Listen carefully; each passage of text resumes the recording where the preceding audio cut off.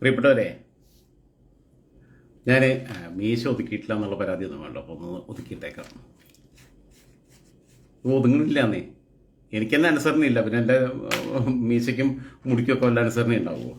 എനിക്ക് സ്വയം അനുസരണ ഇല്ലാത്ത ആൾ, ആര് പറഞ്ഞാലും കേൾക്കാത്ത ആളാണ്. ഈ വിഷയം പിന്നെ വൈരുദ്ധ്യാത്മക ഭൗതികവാദവും അതേപോലെ തന്നെ ചങ്കിലെ അമേരിക്കയും എന്നുള്ളതാണ്. ചങ്കിലെ ചൈന എന്നുള്ളതൊക്കെ പോയി കളഞ്ഞിട്ടുണ്ട്. ഞാൻ ഈ കോളേജിൽ പ്രീ ഡിഗ്രിക്കൊക്കെ പഠിക്കുന്ന സമയത്തും ഡിഗ്രിക്ക് പഠിക്കുന്ന സമയത്തൊക്കെ SFIയിൽ പ്രവർത്തിക്കുമ്പോൾ കോളേജ് യൂണിയൻ ചെയർമാനൊക്കെ ആയിട്ട് പിന്നെ പ്രവർത്തിച്ചിട്ടുണ്ട്. ആ സമയത്ത് നമ്മളെ വിചാരം നാളെ അല്ലെങ്കിൽ മറ്റന്നാളെ വിപ്ലവം ഉണ്ടാവുന്ന, അങ്ങനെയാണ് ഇവർ പഠിപ്പിച്ചത് നമ്മളെ. പിന്നെ യൗവനത്തിലെയും കൗമാരത്തിൻ്റെ അവസാന നാളുകൾ, യൗവനത്തിൻ്റെ തുടക്കം എന്നൊക്കെയുള്ള രീതിയിൽ ഏറ്റവും പിന്നെ ശുഭിത യൗവനത്തിൻ്റെ അടയാളമായിട്ട് നിൽക്കുന്ന ഒരു കാലഘട്ടത്തിലാണ്. അപ്പോൾ അങ്ങനെ നോക്കുമ്പോൾ നമ്മളിതൊക്കെ വിശ്വസിച്ചിട്ടുണ്ട്. പക്ഷെ പിന്നീടാണ് ഇതിൻ്റെ യാഥാർത്ഥ്യം മനസ്സിലാവുന്നത്. ഇതിൻ്റെ ഭാഗമായിട്ട് നമ്മൾ ഒരുപാട് അബദ്ധങ്ങൾ കാണിച്ചിട്ടുണ്ട്. നിങ്ങളിപ്പോൾ ആലോചിച്ച് നോക്കൂ. ഇപ്പം ഇറാൻ എന്ന് പറയുന്ന രാജ്യത്ത് ആകെ 9 കോടി ജനങ്ങളാണുള്ളത്. ഇന്ത്യയിൽ ഏകദേശം 145 കോടിയായി ലോകത്തെ ഏറ്റവും കൂടുതൽ ജനസംഖ്യയുള്ള രാജ്യമായി മാറി. ഇറാനിൽ 9 കോടി ജനങ്ങൾ ഉണ്ടാകുമ്പം കേരളത്തിൽ 3.5 കോടിയിലേറെ ജനസംഖ്യയുണ്ട്. ഈ പിന്നെ ഈ ചങ്കിലെ ചൈന, ചങ്കിലെ ക്യൂബ, ചങ്കിലെ റഷ്യ എന്നൊക്കെ പറയണ ഇവർ ജലദോഷം വന്നാൽ പോലും ചികിത്സിക്കാൻ പോകുന്നത് അമേരിക്കയ്ക്കാണ്, അല്ലെങ്കിൽ UK-ലേക്കാണ്. അവിടെ എനിക്ക് തോന്നുന്നു ഉമ്മൻചാണ്ടി കുറച്ചുകൂടി മാന്യത കാണിച്ചിട്ടുണ്ട്. അപ്പം മയോ ക്ലിനിക്കിലാണ് നമ്മൾ പിണറായി വിജയൻ എപ്പോഴും പോയിക്കൊണ്ടിരിക്കുന്നത്. പക്ഷേ ആ പാവത്തിനോട് ചെയ്തൊരു കൊലച്ചതി എനിക്ക് ഒട്ടും ഇഷ്ടപ്പെട്ടിട്ടില്ല. അദ്ദേഹത്തിന് അമേരിക്കയിൽ കഴിഞ്ഞ വർഷം പോയപ്പോൾ ആ ഇരുമ്പ് കസേരയിൽ ഒരു ബൊമ്മേൻ്റെ മാതിരി കൊണ്ടേ ഇരുത്തിയത് ഒന്നല്ലെങ്കിൽ ഒരു ഫൈബർ കസേരയെങ്കിലും ഇട്ട് കൊടുക്കുകയായിരുന്നു. ഒരു ഇരുമ്പ് കസേരമേ കൊണ്ടിട്ട് ഇരുത്തി. ഇയാളാണെങ്കിൽ ഇവിടെ വലിയ വീരശൂര പരാക്രമിയായ അയാളും ഉണ്ടാവും, ഇങ്ങനെ മസിലും പിടിച്ച് ഇങ്ങനെ ഇരിക്കുക. അവിടെ ഒരു കോമാളി രൂപത്തിൽ അവിടെ പിന്നെ കുറേ ആൾക്കാർ കൂടും ചെയ്തു. സ്ക്വയറിൽ കൂടിയതെന്താ വെച്ചാൽ ഇരുമ്പ് കസേരയിൽ ഒരു സാധനം വന്നിരിക്കണം. അപ്പോൾ ഇതെന്തോ പിന്നെ കലാപരിപാടിയാണ്, ഇയാളേതോ ആർട്ടിസ്റ്റാണ്, ഇയാളെന്തോ അവിടെ മ്യൂസിക് പരേഡോ എന്തെങ്കിലും അവതരിപ്പിക്കാൻ വന്നാണെന്ന് വെച്ചിട്ട്, അല്ലാതെ കേരളത്തിൻ്റെ മുഖ്യമന്ത്രി എന്നുള്ളതൊന്നും അറിയില്ല.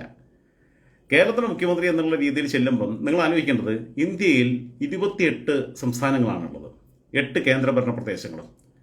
ജമ്മു ആൻഡ് കാശ്മീരും ദില്ലിയും ലക്ഷദ്വീപും ഒക്കെ ഉൾപ്പെടെയുള്ളത്, പോണ്ടിച്ചേരിയൊക്കെ ഉൾപ്പെടെയുള്ളത്. പോണ്ടിച്ചേരിയിൽ നിയമസഭയുണ്ട്, ഡൽഹിയിൽ നിയമസഭയുണ്ട്, ഒക്കെ ഉണ്ടെങ്കിലും ഇതെല്ലാം കേന്ദ്രഭരണ പ്രദേശങ്ങളുടെ ഗണത്തിലാണ് പെടുന്നത്. അങ്ങനെ 28 + 8 36, അത്രയേ ഉള്ളൂ. അത് 145 കോടിയോളം ജനങ്ങളെ പ്രതിനിധീകരിച്ചുകൊണ്ടാണ് ഈ 36 എണ്ണം. അതിൽ കേരളത്തിലെ പറഞ്ഞത് 3.5 കോടിയിലേറെ എന്ന് പറഞ്ഞത്. പക്ഷേ അമേരിക്കയിൽ 50 സംസ്ഥാനങ്ങളേ ഉള്ളൂ, 50 സംസ്ഥാനങ്ങളുണ്ട്. അമേരിക്കയുടെ മൊത്തം ജനസംഖ്യ എന്ന് പറയുന്നത് 34 CR ആണ്. 34 കോടി ജനങ്ങളാണ് അവിടെ ഉള്ളത്. ഈ 34 കോടി ജനങ്ങളെ 50 കൊണ്ട് ഡിവൈഡ് ചെയ്താൽ ഒരു സ്റ്റേറ്റിൽ എത്ര ഉണ്ടാവും? അതായത് കേരളത്തിനേക്കാൾ ജനസംഖ്യയിൽ കുറവ് നിൽക്കുന്ന സംസ്ഥാനങ്ങളാണ് അമേരിക്കയിലെ എല്ലാ സംസ്ഥാനങ്ങളും എന്നുള്ളത് തന്നെ പറയാം നമുക്ക്. അപ്പോൾ ഓരോ സംസ്ഥാനങ്ങളും എടുത്ത് നോക്കിക്കഴിഞ്ഞാലും അങ്ങനെ തന്നെയാണ് അവിടുത്തെ സ്ഥിതി. ഇപ്പോൾ ടെക്സാസ്, മലയാളികൾ ഏറ്റവും കൂടുതലുള്ളത് ഹൂസ്റ്റണിലാണ് അമേരിക്കയിൽ, മൈഗ്രേറ്റ് ചെയ്തിട്ടുള്ളതും അല്ലാതെ ജോലി എടുക്കുന്നവരായിട്ടുള്ളത്. ഹൂസ്റ്റൺ ഉൾപ്പെടുന്നത് ടെക്സാസ് എന്ന് പറയുന്ന സംസ്ഥാനത്താണ്. ടെക്സാസിലെ മൊത്തം ജനസംഖ്യ എന്ന് പറയുന്നത് 3 കോടിയാണ്, 3 CR ആണ്. ന്യൂയോർക്കിൽ അത് 2 കോടിയാണ്. വാഷിങ്ടൺ DC-യിലും ബാക്കിയുള്ളിടത്തും ഒക്കെ പിന്നെ കേരളത്തിനേക്കാൾ ജനസംഖ്യ കുറവുള്ള സ്ഥലങ്ങളാണ് എല്ലാ സംസ്ഥാനങ്ങളും. പക്ഷേ ഇപ്പം നമ്മൾ പിന്നെ ഇപ്പം ഞാനൊക്കെ CPM-ൻ്റെ ലോക്കൽ കമ്മിറ്റിയിൽ പ്രവർത്തിക്കുമ്പോൾ മലപ്പുറം ജില്ലയിലായിരുന്നു. തൃക്കലങ്കോട് LC എന്ന് പറയും, വണ്ടൂർ പിന്നെ ഏരിയ കമ്മിറ്റിയുടെ കീഴിലായിരുന്നു.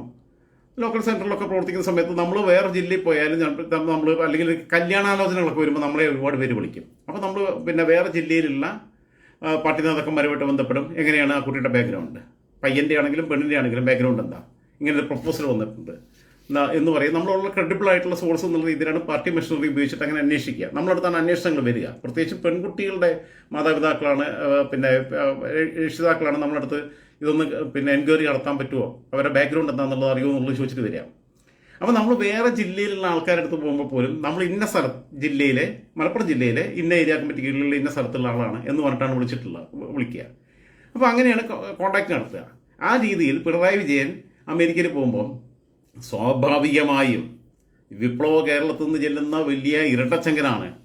അദ്ദേഹത്തെ അമേരിക്കൻ പ്രസിഡന്റ് ആദരിക്കൊന്നും വേണ്ട, ചുവപ്പ് പുരോധാനം വിരിച്ച് ആദരിക്കൊന്നും വേണ്ട. പക്ഷേ അദ്ദേഹത്തിന് ഇന്ത്യയിലെ ആ പിന്നെ 3.5 കോടിയിലേറെ ജനങ്ങളെ പ്രതിനിധീകരിക്കുന്ന ഒരു സംസ്ഥാനത്തിൻ്റെ മുഖ്യമന്ത്രി എന്ന രീതിയിൽ അദ്ദേഹം അമേരിക്കയിൽ സംസ്ഥാനത്തെ ഗവർണറുമായിട്ട് സംസാരിക്കാൻ അദ്ദേഹത്തിന് പറ്റുന്നുണ്ടോ?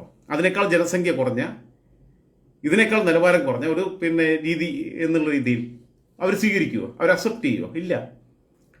അവിടുത്തെ നമ്മുടെ വാർഡ് കൗൺസിലർമാരെ മാതിരി അവിടെയുള്ള ഈ ഇപ്പോൾ അവരുടെ ആ സംസ്ഥാനത്തുള്ള നിയമനിർമ്മാണ സഭയുമായി ബന്ധപ്പെട്ട ബാക്കിയുള്ള കാര്യങ്ങളുമായിട്ട് ബന്ധപ്പെട്ട അഡ്മിനിസ്ട്രേഷനുമായിട്ട് ബന്ധപ്പെട്ട തിരഞ്ഞെടുക്കപ്പെട്ട പ്രതിനിധികൾ പോലും ഇദ്ദേഹത്തെ സംസാരിക്കാനോ സന്ദർശിക്കാനോ പോകുന്നില്ല. ഇയാളവിടെ പോയി.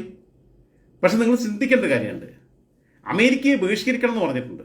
ഇപ്പോൾ ഇറാഖ് യുദ്ധത്തിൻ്റെ സമയത്ത് എൻ്റെ നാട്ടിൽ അന്ന് ജമാഅത്ത് ഇസ്ലാമിയുടെ സംസ്ഥാന അമീറായിരുന്ന ഷൈഖ് മുഹമ്മദ് കാരക്കുന്നിനെയും അന്ന് മുജാഹിദിൻ്റെ നേതാവായിരുന്ന അന്തരിച്ച രണ്ടുപേരും മരിച്ചുപോയി.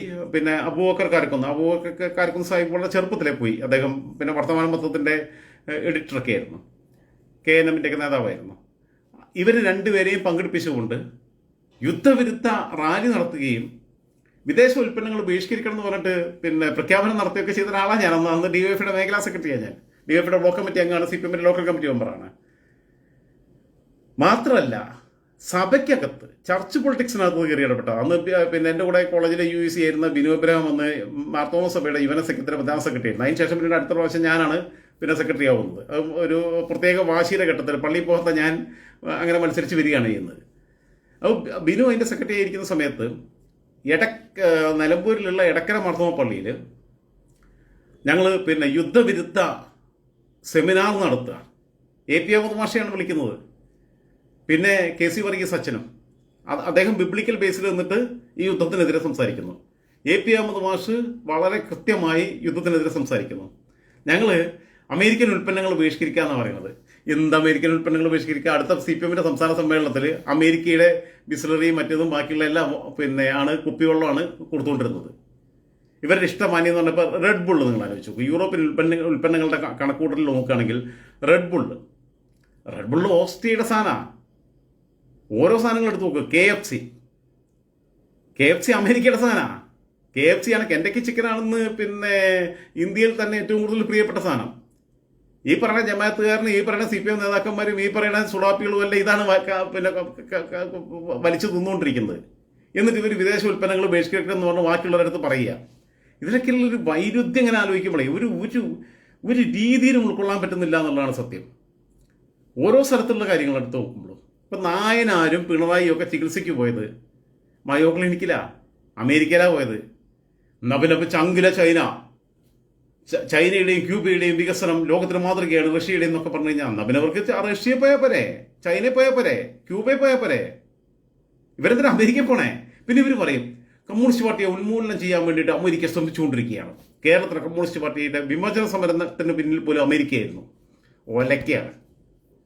അമേരിക്ക ഭൂതക്കണ്ണാടി വെച്ച് നോക്കിയാൽ പോലും കാണാൻ പറ്റാത്തൊരു സാധനമാണ് ഈ CPM എന്ന് പറയുന്നത്. ഈ അന്ന് കേരളത്തിലേ ഉള്ളൂ 57, പിന്നീടാണ് ബംഗാളിലും ത്രിപുരയിലേക്ക് വരുന്നത്. ഇപ്പോൾ വീണ്ടും കേരളത്തിൽ മാത്രമേ ഉള്ളൂ. അവസാനത്തെ ഭരണം ഒടുക്കത്തെ ഭരണം എന്ന് പറയാം. ഈ സാധനത്തിന് നോക്കിയിരിക്കില്ല അവരെ പണി.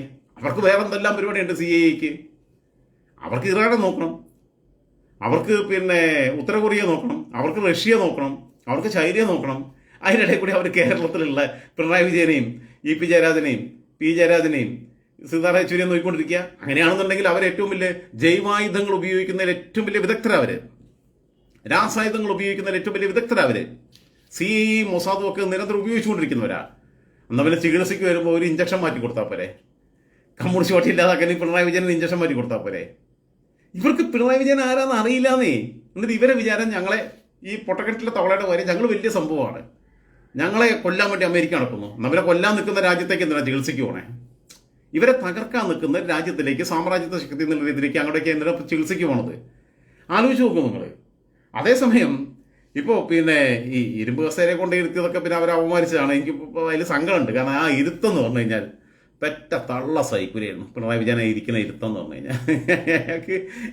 ഈ കടക്ക് പുറത്തുനിന്ന് പത്രക്കാരോട് പറയണ പോലെ അവിടെ പോയിട്ട് കടക്ക് പുറത്തൊന്നും പറയാൻ പറ്റില്ലല്ലോ, എനിക്ക് വേറെ കസേര വേണമെന്നും പറയാൻ പറ്റില്ലല്ലോ. മര്യാദയ്ക്ക് അവിടെ വേണമെങ്കിൽ ഇരുന്നാൽ മതി, അല്ലെങ്കിൽ നാട്ടുകാർ കയറി മെയ്യും എന്നുള്ള അവസ്ഥ ഉണ്ടായിരുന്നു.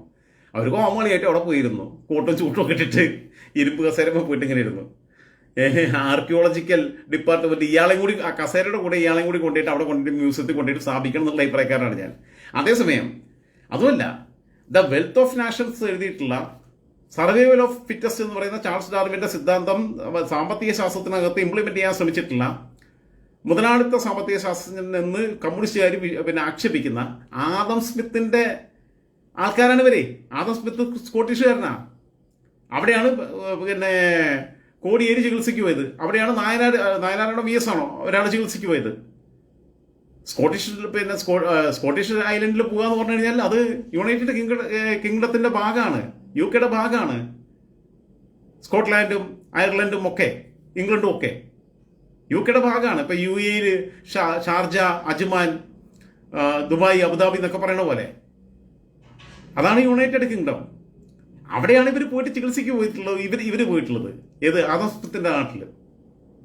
അതേസമയം ഞാൻ പറയട്ടെ, ഉമ്മൻചാണ്ടി കുറച്ച് മര്യാദ കളിച്ചിട്ടുണ്ട്. ഉമ്മൻചാണ്ടി ചികിത്സയ്ക്ക് അമേരിക്കയിലും ഇംഗ്ലണ്ടിലും ഒന്നല്ല പോയത്, UK ഒന്നല്ല പോയത്. ഉമ്മൻചാണ്ടി ചികിത്സയ്ക്ക് പോയത് ജർമ്മനിയിലാണ്. എന്തൊക്കെ പറഞ്ഞാലും ജർമ്മനിക്ക് പിന്നെയും പറയുന്നത് കമ്മ്യൂണിസ്റ്റ് ബാക്ക്ഗ്രൗണ്ട് ഉണ്ട്. ജർമ്മനി ലോകമഹായുദ്ധത്തിൽ, രണ്ടാം ലോകമഹായുദ്ധത്തിൽ എടുത്തിട്ടുള്ള സമീപനവും ബാക്കിയുള്ള ജർമ്മനിയിലെ ഫാസിസവും അഡോൾഫ് ഹിറ്റ്ലറുടെ ക്രൂരതകളും അദ്ദേഹം ജൂതന്മാരെ, ഇസ്രായേലികളെ കൊന്നൊടുക്കിയതിന്റെ ചരിത്രവും ഒക്കെ മാറ്റി വെച്ച് കഴിഞ്ഞാൽ എന്തൊക്കെ പറഞ്ഞാലും കാറൽ മാർക്സിന്റെ ജന്മം കൊടുത്ത മണ്ണാണ്, ഏംഗൽസിന്റെ ജന്മം കൊടുത്ത മണ്ണാണ്. ദസ് ക്യാപിറ്റലിന്റെയും കമ്മ്യൂണിസ്റ്റ് മാനിഫെസ്റ്റോയ്ക്കും ഒക്കെ പിറവി ഉണ്ടാവാൻ പറ്റുന്ന രീതിയിൽ അവരെ പ്രേരിപ്പിച്ചെടുക്കുകയും അവരെ വളർത്തിയെടുക്കുകയും അവർക്ക് വൈകാരികമായിട്ടുള്ള ഉത്തേജനം നൽകുകയും ചെയ്തിട്ടുള്ള മണ്ണാണ്.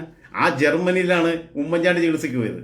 എന്തൊക്കെ പറഞ്ഞാലും അയാളൊരു ക്വാളിറ്റി കാണിച്ചിട്ടുണ്ടെന്നുള്ളതാ. ഞാൻ പറഞ്ഞല്ലോ, സർവൈവൽ ഓഫ് ഫിറ്റസ്റ്റ് എന്ന് പറയുന്നത് ചാൾസ് ഡാർവിന്റെ സിദ്ധാന്തമാണെങ്കിൽ തന്നെയും അത് സാമ്പത്തിക രംഗത്ത് ഇംപ്ലിമെന്റ് ചെയ്യാൻ നോക്കിയിട്ടുള്ളത് ആദം സ്മിത്താണ്.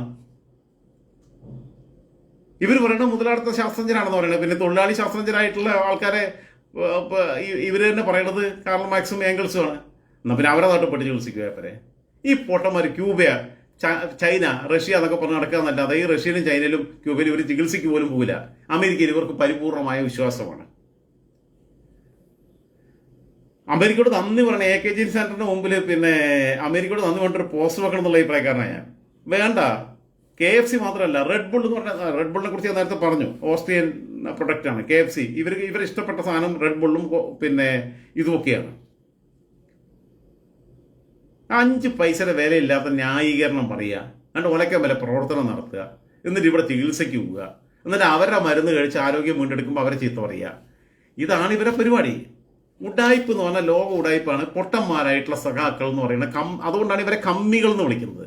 കമ്മികൾ എന്ന് പറഞ്ഞാൽ അന്തം കുറച്ച് കമ്മിയാണെന്നുള്ളത്, അല്ലാതെ കമ്മ്യൂണിസ്റ്റുകൾ എന്നുള്ള അർത്ഥത്തിലൊന്നുമല്ല. അതുകൊണ്ട് ഞാൻ ഇനി പറഞ്ഞു കഴിഞ്ഞാൽ കൂടി പോകുകൊണ്ട് ഞാൻ ഇനിയിപ്പോൾ അധികം പറയുന്നില്ല. പറഞ്ഞത് തന്നെ അളവിലേറെയാണ്. അമിതമായാൽ അമൃതും വിഷം എന്ന് പറയുന്ന മാതിരി ഇത് അമൃതുമല്ല, ഇത് ഒരുമാതിരി വൃത്തികെട്ട എന്താ പറയുക, ഫ്യൂറഡാനാണ്. ഈ ഫ്യൂറഡാൻ ഇനിയും വീണ്ടും കലക്കി പ്രേക്ഷകരുടെ ഇടയിലേക്ക് കൊടുക്കാൻ താല്പര്യമില്ലാത്തതുകൊണ്ട് തൽക്കാലം നിർത്തുന്നു. ലാൻസലാം. കമ്മ്യൂണിസ്റ്റുകാർക്ക് പ്രത്യേകിച്ചും, നമ്മളെ കമ്മി സഖാക്കൾക്ക് പ്രത്യേകിച്ചും ഒരു ലാൻസലാം, സ്പെഷ്യൽ ലാൻസലാം.